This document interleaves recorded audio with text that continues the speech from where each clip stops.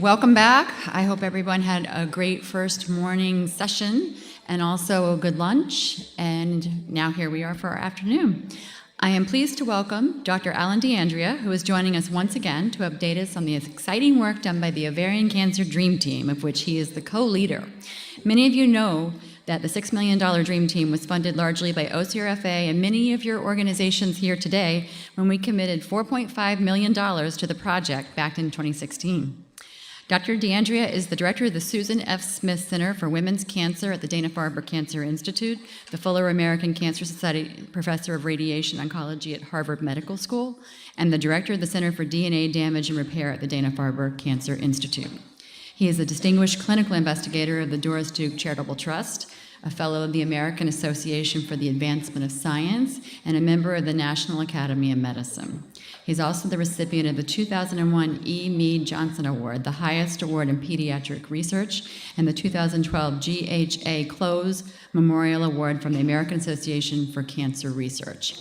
Dr. D'Andrea is internationally known for his research in the area of DNA damage and DNA repair, and he participates in a wide range of clinical trials, largely focused on ovarian, breast, prostate, and bladder cancers. Dr. D'Andrea is on a tight schedule, as I mentioned, so we may or may not have time for questions, but write them on your note cards, and if we have time, we'll do a few. Okay? Welcome, Dr. D'Andrea.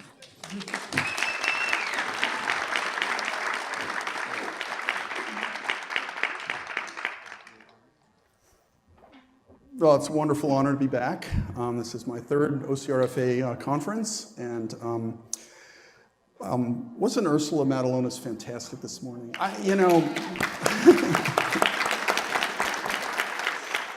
She has taught, she's a close colleague of mine, and she has taught me everything I know about ovarian cancer, and I'm really grateful to her. She and I really co-direct a lot of the women's cancer efforts in Boston now at Dana-Farber, and I'm more the scientist, she's more the clinician and translational investigator, but we have terrific synergy and respect for each other. So what I'm going to try to do a little differently today is I want to tell you two stories, two kind of special stories for me. And the first story is sort of about serendipity in science and how I ended up here. As you heard, I won the pediatric award. Here am I speaking at an ovarian cancer meeting. So the first story is about serendipity in science, and then I'm going to tell you another story a little later in my talk about what do you do with a sore throat, okay? Okay, so the first story is serendipity in science. So indeed, I spent the last 25 years working on very rare genetic diseases in children, okay? I was a real clinician and specialist and researcher in childhood leukemia. Childhood leukemia, what does that have to do with ovarian cancer? And in the context of studying this rare disease, which I'm not going to talk about today too much, is a disease called Fanconi anemia. In the context of studying this rare genetic disease in children that get leukemia, I discovered a whole panel of genes, some of which you've heard about today.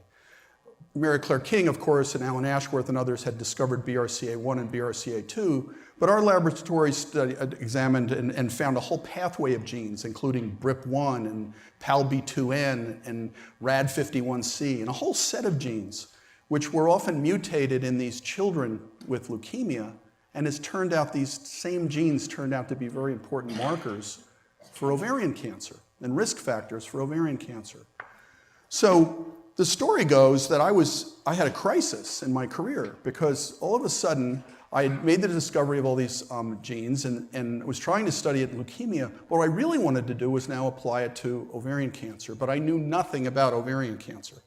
Okay, but fortunately, at Dana-Farber, I had Ursula Matalonis as my colleague, and I started to talk with her in the elevator and down the hall. We'd run into each other, and over time, she was actually able to teach me quite a bit about ovarian cancer. And I said, okay, I'm going to start redirecting my laboratory efforts to ovarian cancer. So this was maybe 5 or 6 years ago that this happened. So then something else happened, which was very related to the story, which is the Stand Up to Cancer Foundation, thanks to the generous help of OCRFA, launched a dream team, okay, an ovarian cancer dream team. So, what is a dream team? So a dream team is an assemblage of basic scientists and translational investigators, clinicians, advocates, industry sponsors, young investigators. We have to put together a whole team. And I didn't know anyone in this field at all, other than Ursula.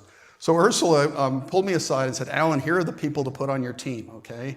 And you should apply for this team, and you'll be the basic scientist, and you'll assemble clinicians around the country, and we'll pull this team together. So the story really goes, that's a story of serendipity in science, is I did not intend initially to work on ovarian cancer, but through unexpected discoveries in our laboratory, and through, frankly, the discovery of the fundamental importance of DNA repair to ovarian cancer, I was able to morph my laboratory into an ovarian cancer institution of sorts. So it's been a wonderful ride for me in that regard. Now, let me start to show some slides. So I had to assemble this team, as I said, and the first person I turned to was Liz Swisher, who I'd never met before, as I was telling Audra. In fact, she and I had written one paper on ovarian cancer. This was 5 years ago, and I wrote it. I thought it was a pretty good paper. I published it in the Journal of the National Cancer Institute, and it was about how these genes in the Fanconi pathway were somewhat related to DNA repair and maybe related to ovarian cancer. So Dr. Swisher wrote a letter to the editor, basically saying my work was wrong, and I had to then write a letter to the editor to rebuff her letter to the editor, of course. And I was, who is Elizabeth Swisher? So then when they launched the Stand Up to Cancer Dream Team, I had a brilliant idea, because I had to bring in investigators from other walks of life. You're always supposed to work with people you've never worked with before to get one of these grants. So I called her up. I made a cold call to Elizabeth Swisher. And I said, we've never met, and we had never met, but we know each other through the literature. Would you be the co-leader for this grant with me? And she said yes, which was good timing, because she actually had been in the process of devising another dream team with some other investigators. So we were able to pull it in at the last minute. So she's become a very close friend. And then we recruited these others, Jeannie Fleming, Maria Jason, Scott Kaufman, and Karen Liu. We have these 6 institutions, and that was the launch of our dream team. This is our local dream team. There I am working with Ursula and these other outstanding investigators, some of who you know, at the Dana-Farber. And then, of course, we could not do the Dream Team at all without an unbelievable group of advocates. Jamie Krass and Kathleen Gavin, who incidentally just won a national award for her advocacy for ovarian cancer, and Deb Polinsky. So, yeah. So that was our dream team. We launched it, and a lot of other investigators from each of these 6 institutions. So you've heard a lot about PARP inhibitors, and I'm not going to go into them in any detail. Ursula did already today. But I was explaining to some of the guests here at lunch, DNA repair, this field is an esoteric field, and I spent a lot of my career talking in big meeting rooms like this, and there was no one in the audience. Frankly, there'd be 10 or 12 people who would come sit in the back, and they'd be reading the New York Times, and they wouldn't even be paying attention to me. Okay, because it's a difficult field. It's a deep biochemical field of how DNA molecules get damaged with drugs or damaged with ultraviolet or radiation. So it's a complex field. But fortunately for me, and fortunately for many of the people in the room, PARP inhibitors were discovered. And I can remember the first presentation by a close colleague of mine, Alan Ashworth, and it was, I figured it was in 2004, so it was 14 years ago. We were at a meeting, a DNA repair meeting in Madrid, and there were maybe 50 investigators at the meeting, and he presented a paper at that meeting in Madrid 14 years ago and said, poly-ADP ribose is a very important enzyme for DNA repair, and I think ovarian and triple-negative breast cancer cells they're really dependent on this enzyme, PARP. And if one could design an inhibitor against PARP, one might actually have a chance of rewiring the DNA repair in these cells and killing an ovarian cancer cell. And we couldn't believe it, because at this meeting, we were used to just solid, basic science, and he was actually posing a translational point at the meeting, and we were broadsided by this.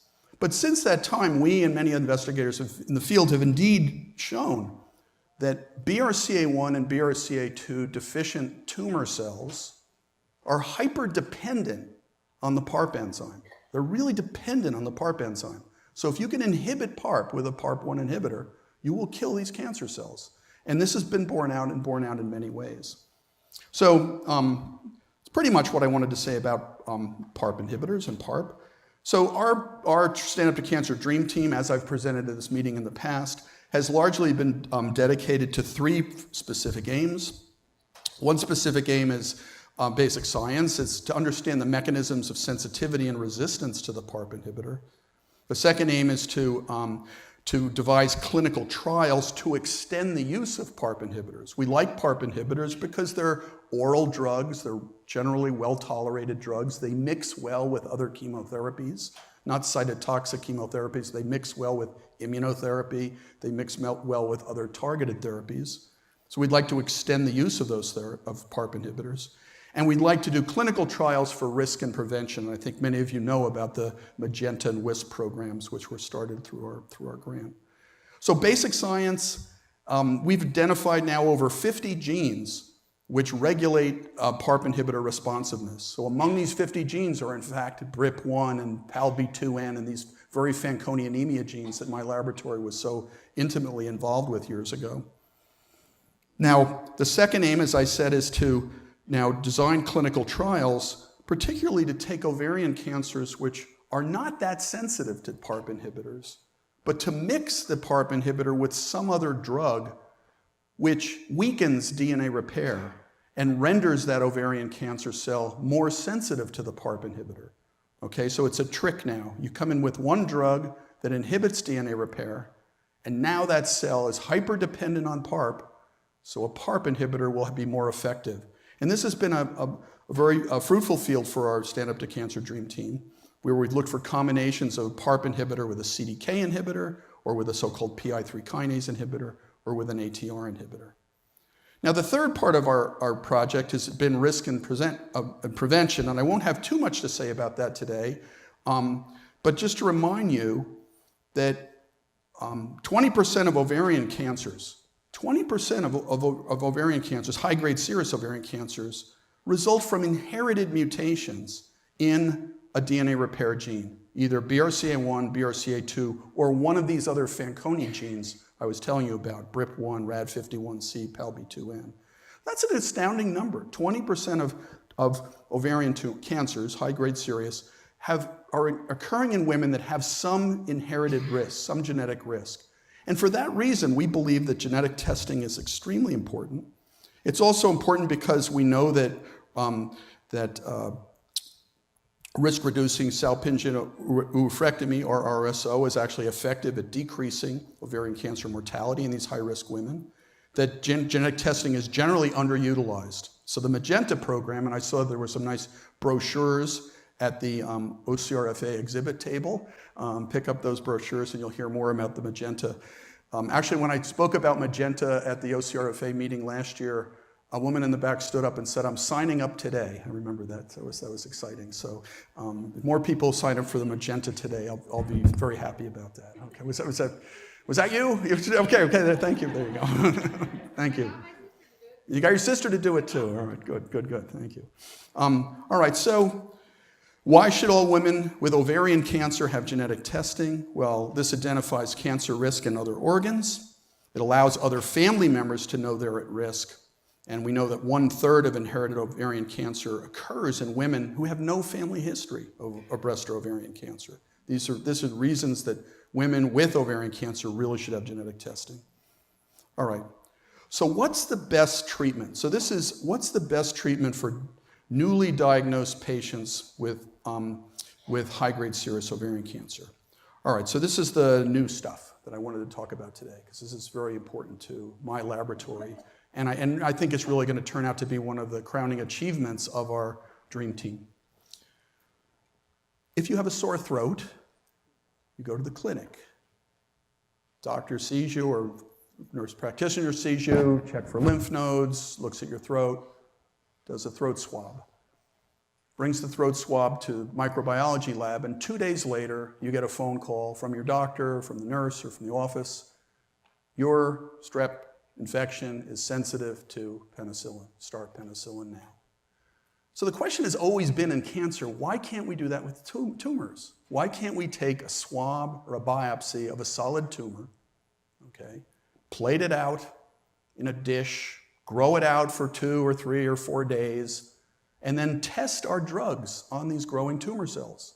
Is it sensitive to a PARP inhibitor? Is it sensitive to a carboplatin? Is it sensitive to immunotherapy? Is it sensitive to a combination of those drugs? Why can't we do testing directly on tumors themselves?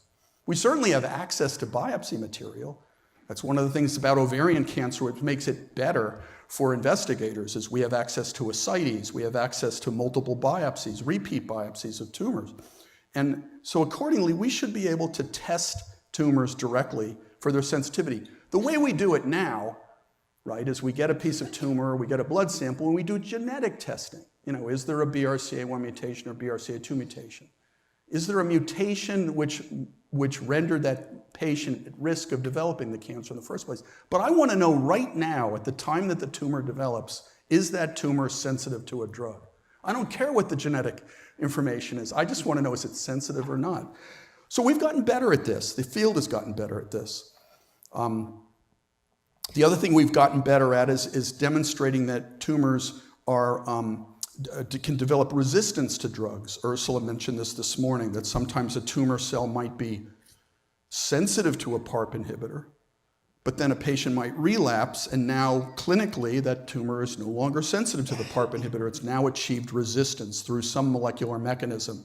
And there's probably 15 different mechanisms for how a tumor cell can become resistant to a PARP inhibitor now, but I'm not going to go into them in great detail. The point of this, though, is, and that PARP inhibitor resistance is occurring rapidly in the clinic. We have to figure out a way to get around it. Resistance is a funny thing. It means that when a tumor is being exposed to a drug, a PARP inhibitor, that tumor cell is desperately doing everything possible to get around the toxic effect of that drug. It's morphing around the drug and figuring out a track. And sometimes that track actually allows the cell to become resistant to the PARP inhibitor, potentially become sensitive to another drug. Okay, so that's an acquired vulnerability.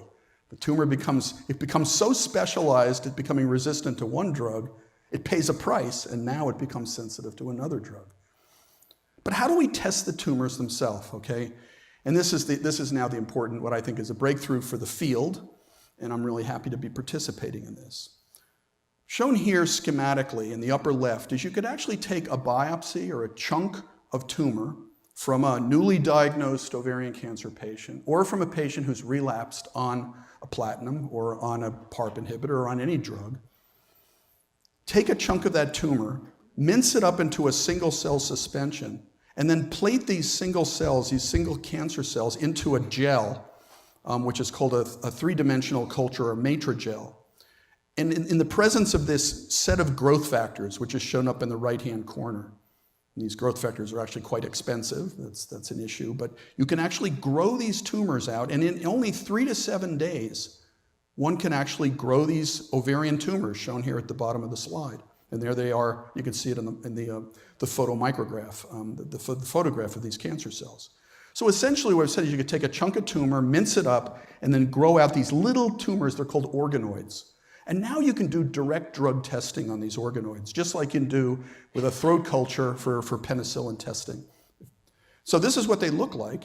So you can grow out these tumor cells within 3 to 7 days. Now you can subject these tumor cells very quickly to a panel of tests. You can see up in the upper left-hand corner, you can directly test these little tumor organoids for their sensitivity to a drug. Is it sensitive to a PARP inhibitor or not? I don't care what the BRCA mutation is. Is it sensitive or not? Directly to the left, you can actually test the DNA fibers in these cells and determine whether or not these fibers are sensitive to drug breakdown or not. In the bottom left, you can see that you can take these tumor cells and radiate them, because they're in vitro now, they're just in the test tube in the laboratory, and see whether or not they form these dot structures. And if they form these dot structures, they're going to be resistant to a PARP inhibitor, and I know that. The bottom slide shows you can also take these organoid cells and you can do genomic sequencing on them. You can send them off to a laboratory and get their DNA sequence. And you might find out a week or 2 weeks or 3 weeks later that in fact, yeah, there's a BRCA mutation in those tumor cells. But at this point, you don't even know that because you've already gone through a battery of functional tests. And then on the whole right-hand side, you can actually look, because these tumor cells grow out so quickly in only 3 to 7 days, there's actually still lymphocytes. There's still immune cells in the context of these organoids. So one could actually test whether or not certain immunotherapy agents, so-called PD-1 reagents, might be stimulating or activating the tumor cells in the presence of these lymphocytes. If you wait too long, these organoids grow out for a period of 2 or 3 or 4 weeks, those lymphocytes go away. But because we're testing these very short-term organoid cultures derived right from the tumor, you can actually test, in principle, a lot of these immunotherapy agents directly. And we're doing this collaboratively now. Actually, we're doing this collaboratively with Tesaro, because Tesaro is nearby in Boston. Tesaro was actually a sponsor, a co-sponsor of, and I'm not a consultant for Tesaro, I just said that I am a consultant to the extent that Tesaro was a sponsor for our Ovarian Cancer Dream Team. So to that extent, I'm a consultant, I guess. So now, this is what they look like. So as I said, there's the tumor on the left. This was a newly diagnosed ovarian cancer that came from a patient, a woman who was a BRCA1 carrier. And on the right, you can see these organoid culture grew out in 7 days. And that little organoid looks exactly like the tumor. Okay, it's got these big plump cancer cells. And the organoid is mutant for P53, just like the tumor from which it's derived. There are immune cells in the organoid, just like the immune cells in the tumor from which it's derived. And actually, when we do genetic sequencing on the organoid, it's virtually identical to the genetic sequence of the tumor. So these little tumors really are a very good physiologic representation of the tumor itself. So we can do testing on it. So what we did, and this was collaborative work with Sarah Hill, who's a very talented resident, a pathology resident working in my lab, and working with Ursula and Panos Konstantinopoulos, is we took biopsies, tumor chunks from operations from 12 consecutive ovarian cancer patients, under informed consent, of course, at Dana-Farber. And we generated these organoid cultures from these tumors from these 12 women.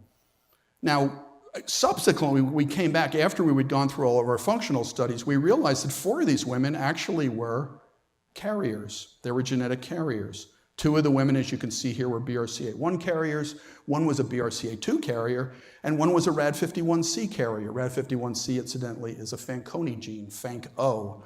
Okay, I always know the Fanconi nomenclature for these genes.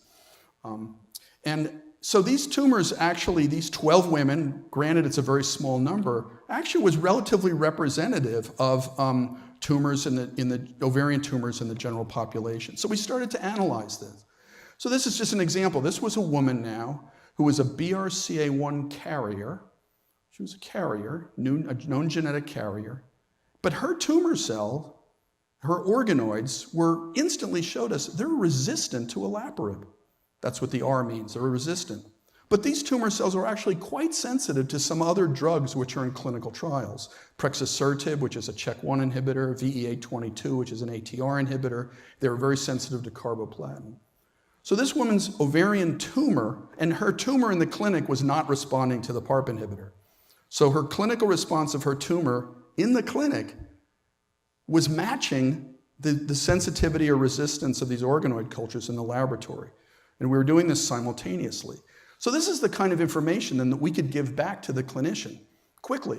We could go back to Ursula and say, you know, these organoids are very resistant to the PARP inhibitor. Maybe we should switch to a different drug and do it early. We can't say that yet because this hasn't been clinically certified the way that penicillin testing for a sore throat is, but we're getting there. Here was another example. This was this is an example then of precision medicine is what this is, that we can tell now that this tumor, organoids are not responding to the drug, switch to a different drug. There's less guesswork involved here. And let's try to clinically certify this test. Here was another example in our set of 12. This was a woman who was a RAD51C carrier. She was a genetic carrier for RAD51C mutation.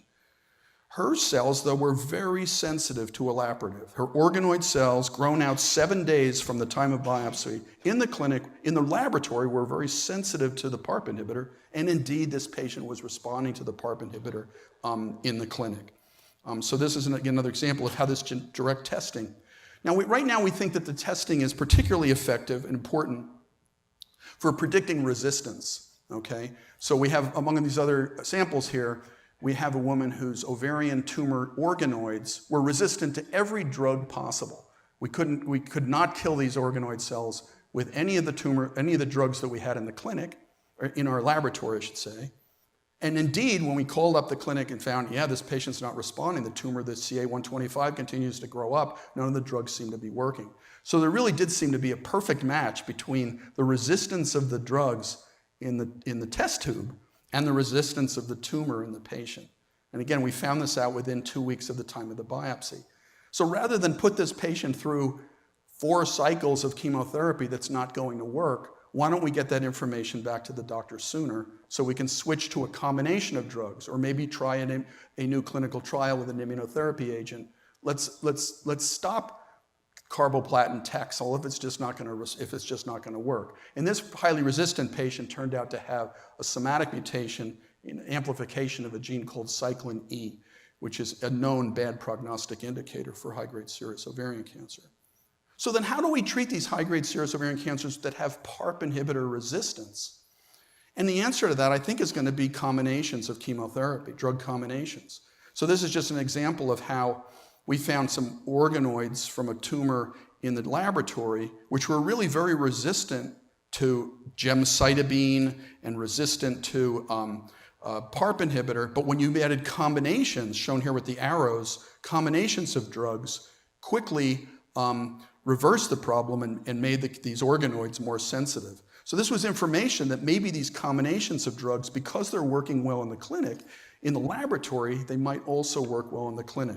So I think these organoid cultures will be potentially very valuable at quickly assessing the utility of certain drug combinations, and it might speed up clinical trials.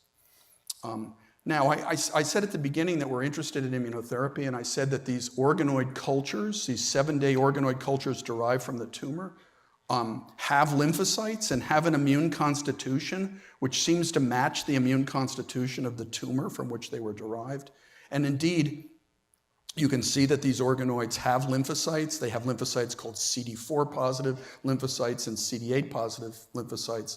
So we're now interested in taking these organoid cultures, putting in various evolumab and pembrolizumab and various PD-1 immune checkpoint blockade blockers to see whether or not they will also collaborate, synergize with cytotoxic drugs like cisplatin and PARP inhibitors.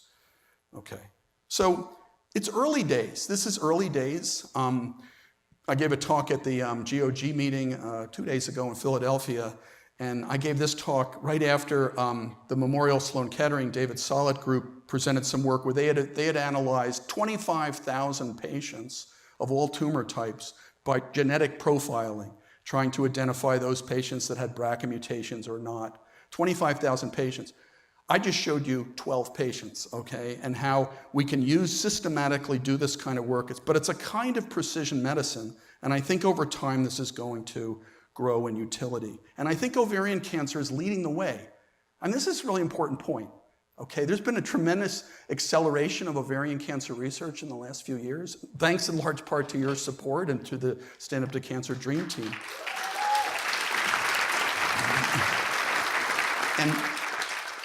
And what we're finding is that a lot of the discoveries in ovarian cancer, I was just saying this to Audra before we started the session, are now being used for other cancers. The Prostate Cancer Foundation, the Lustgarten Pancreatic Cancer Foundation, cancers where there's also DNA repair abnormalities, and the hint that their PARP inhibitors might be useful in those settings, they're starting to look at these organoid cultures as well. So I think a lot of the work that the ovarian cancer community, and I'm bullish about this, I'm very proud of the work that that the investigators in this field are carrying out will be translatable to other cancers as well. And hopefully there'll be opportunities for joint collaborative fundraising efforts around that. See Audra smiling as I say that, okay. But this is precision medicine. This is really all I said in my talk today, is we know that if you take a biopsy of a tumor or a blood sample from a tumor, the upper row, we know we can sequence the DNA in these tumors and identify those tumors that have BRCA mutations or not, and we can make decisions, partially make good decisions about that. But the bottom shows that what I really want to know is the tumor really, can I establish organoids from this tumor? Can I directly test them with a drug and with a set of drugs, with a combination of drugs, and actually find the best combination that will kill the cancer cells right now, right this minute, not based on genetic information that was collected from a tumor sample months before, but I want to know about the fresh biopsy from this patient. Is the tumor sensitive to the drugs or not? And I think the only way to do this is with this kind of functional testing. So PARP inhibitors kill tumor cells that have a functional defect in BRCA-Fanconi pathway. BRCA1 and 2 deficient tumors become resistant to PARP inhibitors. I showed you examples of resistant, but now they can become sensitive to other drugs. There are multiple mechanisms of PARP inhibitor resistance. I didn't even get into that, but I told you there's at least 15 different mechanisms. And depending on which mechanism of PARP inhibitor resistance, a different drug combination might work better. We can test that now. And functional studies on growing tumor cells are really required to assess currently existing defects in the tumor. So believe it or not, I have about 5 minutes left. And I kind of wanted to say something about, as I said, this was really the basic science that I wanted to present this year, but we do have some very exciting ongoing successes in our DREAM team through the Magenta program and through the WISP program, which are programs that were largely launched by Karen Liu, who's at MD Anderson, who incidentally just won a very big award from the American Cancer Society, and by Liz Swisher, my former antagonist and now my protagonist. Okay. The Magenta program, this is a brochure that's out on the table right now. You know it's all about genetic testing. We use a panel of genes. A woman from, sitting in a chair in their living room can do an online questionnaire, enter the program, spit into a tube, send it off for genetic testing, find out whether or not she has an inherited mutation in one of the several DNA repair genes on the panel. I think there's 15 genes on the panel.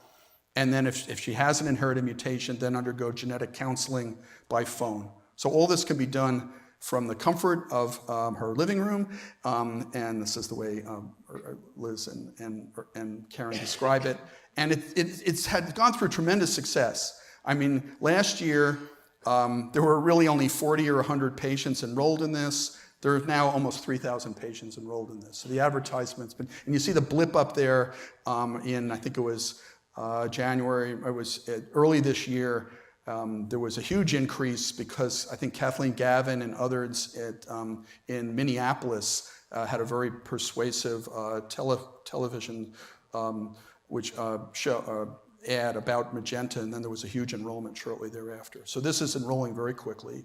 And then, of course, there's the WISP program, again, which I presented last year, which is women who have a high risk of developing ovarian cancer but want to delay a risk-reducing salpingo-oophorectomy, a full surgery. Those women can actually opt to have sequential surgery, first have the fallopian tube removed, be followed carefully clinically, and then have the delayed oophorectomy.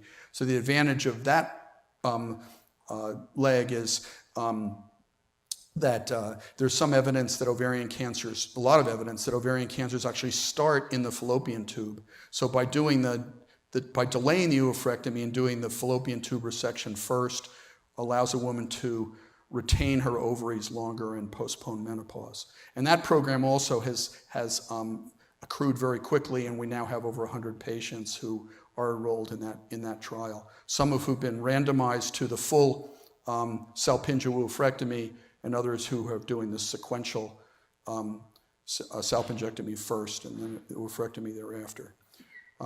So these are some of the things that I wanted to describe. I did want to leave, I have 5 or 10 minutes for questions, but just to remind you that this has been a lot of fun and very energizing experience for me for the last 3 years. And even though our dream team is now coming to a close, our relationships are fixed in stone. We will continue this relationship with these 6 institutions. In fact, we have a newly approved CTEP grant from the National Cancer Institute, which actually will be conducted at all 6 of these institutions. So these 6 institutions came together around the dream team, and we will continue on as a clinical network for future clinical trials. So we do have a legacy. My take-home messages for you now are that defective DNA repair in ovarian cancers is, in my opinion, the fundamental vulnerability of this cancer. And we have to work with it to come up with the best treatments.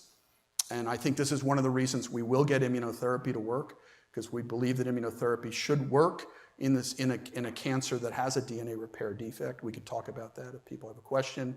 There's a lot of serendipity in science. There's a need to support basic and clinical research simultaneously. Ursula said this morning. Team science, loud and clear, is a really important component. I would never have worked on this had I not been able to pull together a team. Ovarian cancer research greatly accelerated thanks to OCRFA and other funding agencies. And there's really a real important need to work on early detection, identification of women at risk, and preventative strategies. I focus today mostly on patients who already have ovarian cancer.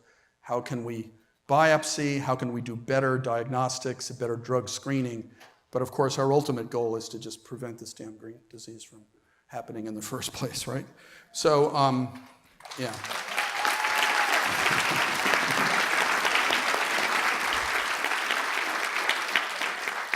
Okay, thank you for all your support. I really appreciate it. I'm happy to answer questions. Okay, so we have a question. You got a question for me? Yep. Is there a proven link between ovarian and prostate cancer? Oh, that's a good question. Good, I'm glad that this question's more scientific. Don't ask me treatment questions, because Ursula had to leave early. Well, it's fascinating. When also through a Stand Up to Cancer Dream Team for prostate cancer about 3 years ago now, a study was done where biopsies were taken from metastatic prostate cancer, men who had developed bone metastasis from a prostate cancer.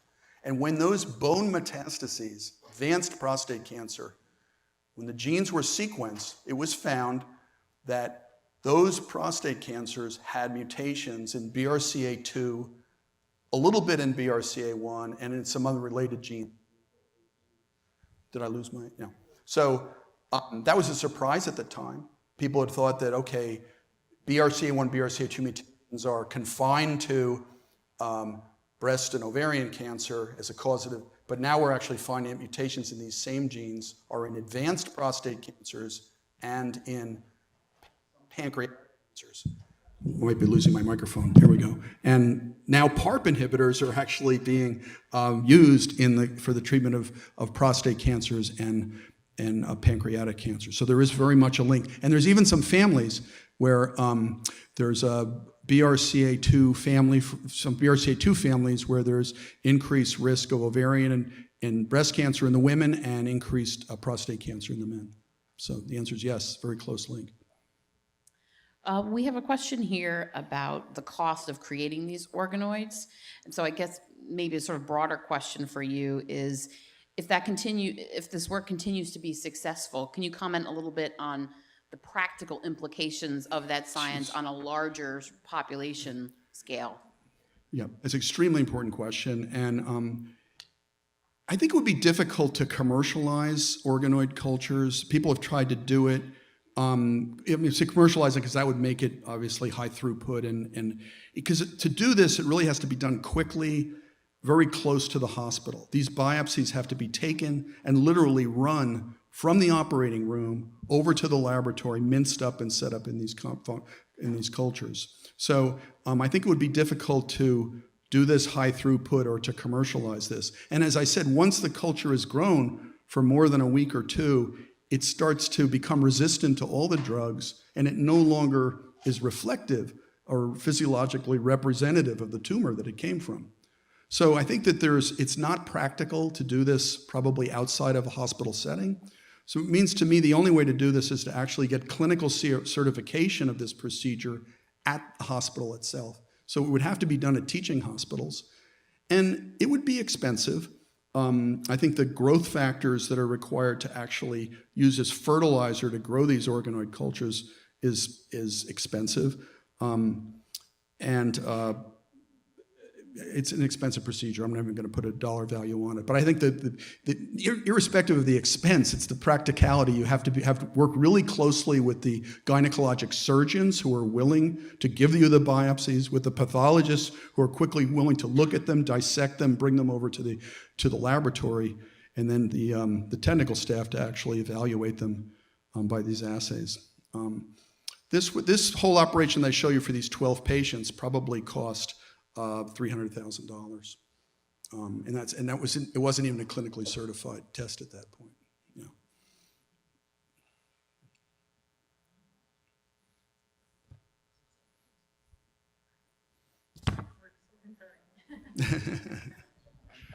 Okay. Do you think there's merit or a need for a national tumor bank in ovarian cancer? Would that be useful? A national tumor bank. It is useful. It has to be carefully clinically annotated. I think the more, at the very least, I would start with patients who are enrolled in clinical trials where we really know the different drug combinations these patients are on. But as I said, the tumor banks, up until now, the tumor banks have been mostly dead tissue. Okay, tumor tissue or blood samples which have been, put on paraffin slides or paraffin blocks and stored as dead tissue. What I think from these organoid cultures, what we really need is a living biobank. We need to be able to culture these tumor cells, keep them alive, and maybe freeze them down in a way that maintains their viability so that they can be thawed and regrown. So there's two kinds of tumor banks. There's the dead tumor bank, which is just tissue that's thrown into a freezer or paraffin embedded. But then there's these living biobanks where you actually have growing cells and where you can go back and test the drug sensitivity of those cells. Really difficult to orchestrate a tumor bank like that. But a lot of talk, at least at big institutions, about doing that. Again, one of the advantages of ovarian cancer, I love this, advantages of ovarian cancer. The advantage of ovarian cancer is the cells grow out so quickly in these organoid cultures that we can test them. Of course, the disadvantage is they grow so quickly, and because they're all p53 mutant largely. So, but another advantage of ovarian cancer is it's largely treated at tertiary care centers. We're a small number of clinical investigators, people like Ursula Matalonis and Rob Coleman and others involved with and Liz Swisher, others involved with our dream team, can kind of set the stage and say, these are the intellectual leaders in the field, do what they say. Whereas other cancers are kind of spread out in the community, and there's no consistency to the thought process. So that's an advantage of ovarian cancer, is I think the community of doctors is collegial and keep each other informed. Thank you again for inviting me to speak. It's really a great pleasure and inspiring to be here. So.